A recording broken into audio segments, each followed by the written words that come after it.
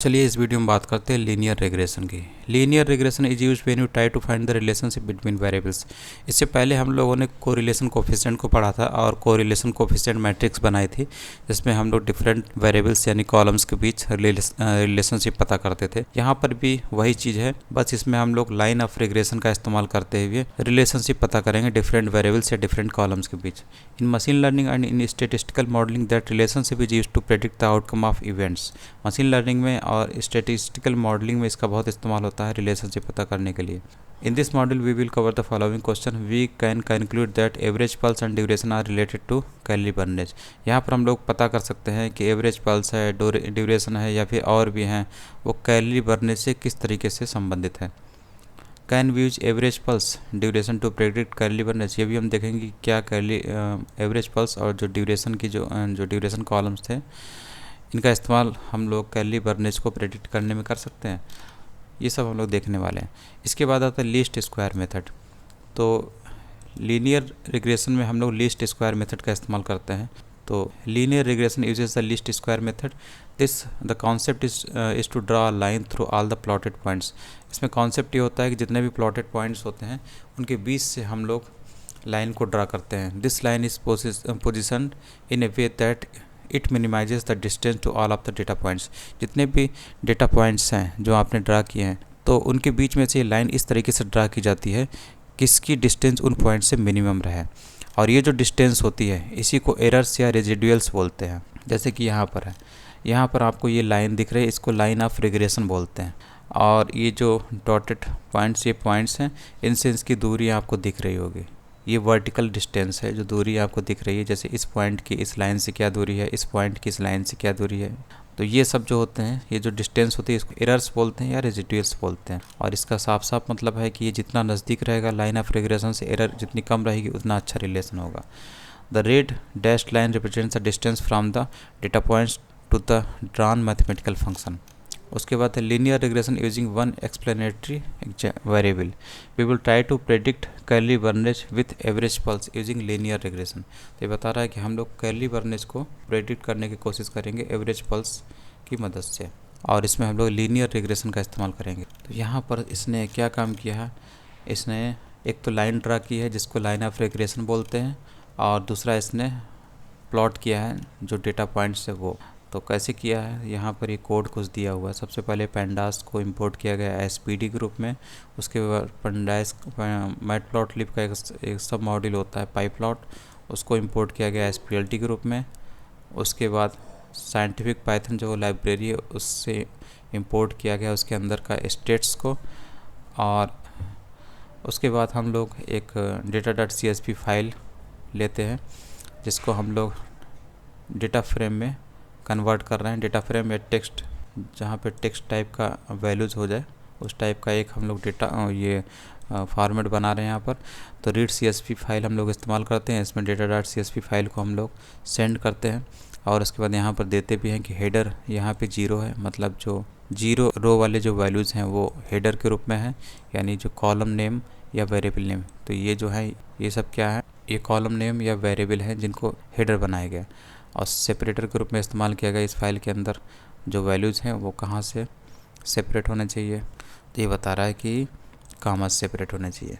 उसके बाद ये हम लोगों को एक स्ट्रक्चर मिल जाता है डेटा फ्रेम की तरह, और उसके बाद हम लोग इस डेटा फ्रेम से निकाल लेते हैं एवरेज पल्स की वैल्यूज़। एवरेज पल्स जो कॉलम है उसमें सारी वैल्यूज़ को हम लोग निकाल लेते हैं। इसको हम लोग वेरिएबल भी बोलते हैं, और स्टोर कर लेते हैं एक्स नाम के वेरिएबल में। सेम काम हम कैलोरी बर्नेज की भी साथ करते हैं। कैलोरी बर्नेज कॉलम में जितने भी वैल्यूज़ हैं सबको हम लोग निकाल के स्टोर कर लेते हैं वाई में। तो इस तरीके से आप कर सकते हैं, ठीक है। तो यहाँ पर ये डेटा फ्रेम का नेम और ये उसके बाद स्क्वायर ब्रैकेट में कॉलम नेम। तो इस तरीके से सारे वैल्यूज़ वाई में भी आ गए। और उसके बाद हम लोग यहाँ पर एक मेथड होता है स्टेट्स का, linear regress. Linear regress method में हम लोग एक्स और वाई की वैल्यू पास कर देते हैं। इसकी वैल्यू पास करेंगे तो यहाँ पर ये दिया हुआ है कि इसमें आप मल्टीपल वेरिएबल्स को एक साथ वैल्यू असाइन कर सकते हैं।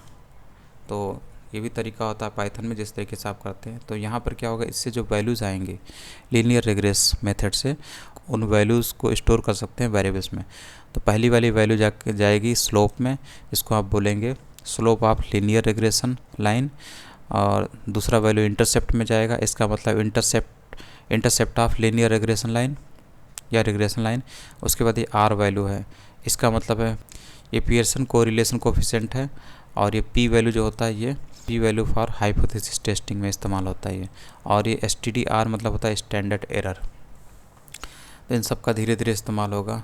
उसके बाद यहाँ पर इसने क्या काम किया, ये जो यहाँ पर ये तो इसने एक फंक्शन बनाया है जो कि रिटर्न कर रहा है लाइन की इक्वेशन को। यहाँ पर ये क्या काम कर रहा है, सबसे पहले मैप के अंदर इस फंक्शन को डाल रहा है, इस फंक्शन को, और उसके बाद यहाँ पर x की वैल्यूज़ हैं। तो मैप में इस फंक्शन को डालने से क्या होता है, मैप क्या काम करता है, यहाँ पर इनपुट होता है और ये आउटपुट की तरह होता है। तो ये वैल्यूज़ जो होती हैं इसी माई फंक्शन में जाती हैं, यानी x जो है, जो भी x की वैल्यूज़ होगी जो कि आपके यहाँ पर मौजूद है, ये वैल्यू जाएंगे, इसी फंक्शन को कॉल किया गया है। ठीक, ऐसे समझिए कि ये वैल्यू जो है एज इनपुट काम करेंगे इस फंक्शन के लिए, और इस फंक्शन को कॉल किया गया। तो यहाँ से आउटपुट क्या मिलता है, यहाँ से आउटपुट के रूप में ये slope into x plus intercept, और ये आपको पता है एक एफ ऑफ एक्स की वैल्यू है, यानी कि ये जो है वाई की इक्वेशन है, वाई मतलब एफ ऑफ एक्स है ये, यानी कि ये वाई की वैल्यूज़ हैं। ठीक है, तो यहाँ से ओवरऑल आपको y की वैल्यूज़ मिलेंगी। इसको लिस्ट कंस्ट्रक्टर मेथड के जरिए आप एक लिस्ट के रूप में रिप्रेजेंट कर रहे हैं, तो माई मॉडल में आपको y की वैल्यूज़ मिल जाएंगी। और इसमें स्लोप कौन से इस्तेमाल होंगे, ये जो स्लोप है ना जो कि आपको लीनियर रिग्रेशन से मिले, ये वाले स्लोप और इंटरसेप्ट का इस्तेमाल होगा। इसीलिए ये जो लाइन आपको ये जो y की वैल्यूज़ मिलेंगी, ये असल में जो रिग्रेशन लाइन है उसकी y की वैल्यूज़ हैं। तो मॉडल से आपको मिल जाएगा y की वैल्यूज़, और ये y की वैल्यू किसको सेटिस्फाई कर रही होगी, लाइन ऑफ रिग्रेशन को। इसके बाद हम लोग स्कैटर प्लॉट ड्रॉ करते हैं और इसमें x और y की वैल्यू हम लोग स्कैटर प्लॉट में सप्लाई करते हैं। तो आपको x y से, यानी ये जो x y है, इन x y वैल्यू से आपको सिंपल स्कैटर प्लॉट मिल जाता है। ठीक है, यहाँ पर ये जो y है इससे डिफरेंट है, यहाँ तो हम लोग इसको बोल रहे हैं माई मॉडल, लेकिन ये जो है y है, लेकिन ये माई मॉडल है। ये लाइन ऑफ रिग्रेशन के जो y वैल्यूज़ हैं, जो लाइन ऑफ रिग्रेशन को सेटिस्फाई कर रहे हैं वो ये है, लेकिन यहाँ पर ये जो y है ये वाला y है। ठीक, और ये वाली x है। तो ये ऊपर वाले दोनों x y से आपने यहाँ पर स्कैटर प्लॉट ड्रॉ कर लिया। उसके बाद आप प्लॉट करते हैं, लाइन को प्लॉट करते हैं। तो यहाँ पर x की वैल्यू हो गई, ये x वाला ये वाला वैल्यू हो जाएगा, और जिसको आपने इस कॉलम से निकाला था एवरेज पल्स कॉलम से। और उसके बाद y जो वैल्यूज़ होती है, ये जो वैल्यूज़ है ये मॉडल की वैल्यू है। दरअसल इसे यहाँ पर मॉडल लिखना चाहिए था, लेकिन इसने यहाँ पर सीधे उसकी वैल्यू ये लिख दी। ठीक है, तो प्लॉट में हम लोग कैसे ड्रा करते हैं, x की वैल्यूज़, और ये फिर हो गई y की वैल्यूज़। ये y कौन सी, ये मॉडल की वैल्यूज़ है। ठीक है, मॉडल मतलब क्या था, लाइन ऑफ रिग्रेशन को सेटिस्फाई करने वाले y वैल्यूज़। तो यहाँ पर आपका वही है। ठीक है, और नहीं तो अगर इसके हिसाब समझिए तो वो भी सही है, क्योंकि जो स्लोप है ये लाइन ऑफ रिग्रेशन का स्लोप है, और ये इंटरसेप्ट भी लाइन ऑफ रिग्रेशन का इंटरसेप्ट है, और x जो है वही है जो यहाँ पर है। ठीक है, तो ऐसे भी समझ सकते हैं, इस तरीके से भी आप समझ सकते हैं, या फिर ये इस मॉडल की वैल्यू को समझ सकते हैं यहाँ पर। ठीक है, तो यहाँ पर या फिर मॉडल की वैल्यू रख दीजिए, ये वाली वैल्यू यहाँ पर रख दीजिए। ठीक है, और नहीं तो आप इस तरीके से लिखिए, इससे भी वही वैल्यू आ जाएगी। उसके बाद ये x और y जो एक्सिस हैं उसकी लिमिट बता रहा है कहाँ से कहाँ तक ये स्टार्ट होंगे, कहाँ पे एंड होंगे। तो y लिमिट में आप y की मिनिमम वैल्यू और y की मैक्सिमम वैल्यू देते हैं, और x लिमिट में आप x की मिनिमम वैल्यू और x की मैक्सिमम वैल्यू देते हैं। ठीक है, तो इस तरीके से आपके एक्सिस बन गए, एक्सिस कहाँ से कहाँ तक जाएंगे। उसके बाद आप x और y के लेवल भी दे देते हैं कि x लेवल पे क्या लिखा होना चाहिए, एवरेज पल्स लिखा होना चाहिए, y लेवल पे आपका कैली बर्नेज लिखा होना चाहिए। उसके बाद आउटपुट को शो करने के लिए आप lt.show का इस्तेमाल करते हैं। इस तरीके से ये लाइन आपको दिखाई देती है। ठीक है, ये जो एक लाइन दिख रही है ये लाइन ऑफ रिग्रेशन है, और ये जो प्लॉट है ये स्कैटर प्लॉट के जरिए बना है। ठीक है, तो ऐसे करके ये है। तो इस तरीके से आपका हो गया। देखिए यहाँ पर ये माई मॉडल यहाँ पर दिया हुआ है, जो कि इसने इस फॉर्म में यहाँ पे रखा हुआ था। वही मैं सोच रहा था कि अगर इसको इसी फॉर्म में यहाँ पे रखना होता तो इसने ये कैलकुलेट क्यों किया। ठीक है, तो इस तरीके से है, ये सारी चीज़ें इस कोड के अनुसार यहाँ पर आ गई हैं। अब ये जो लाइन ऑफ रिग्रेशन है, देखिए इससे जो है ये स्कैटर प्लॉट का ज़्यादा अच्छा रिलेशन नहीं दिख रहा है। भले ये लाइन ऑफ रिग्रेशन इस स्कैटर प्लॉट के बीच से गई है, सभी डॉट जो हैं इस लाइन ऑफ रिग्रेशन के नज़दीक होने की कोशिश कर रहे हैं, लेकिन ये एक अच्छा रिलेशन नहीं दिख रहा है। तो इसी चीज़ को आगे बताया गया और यहाँ पर एक्सप्लेन किया गया है कि कौन कौन चीज़ क्या क्या काम कर रही है। ये तो आउटपुट है आपका, ठीक है। Do you think that the line is able to predict calorie burnage precisely? We will show that the variable average pulse alone is not enough to make precise prediction of calorie burnage. ये सबको हम लोग आगे देखने वाले हैं।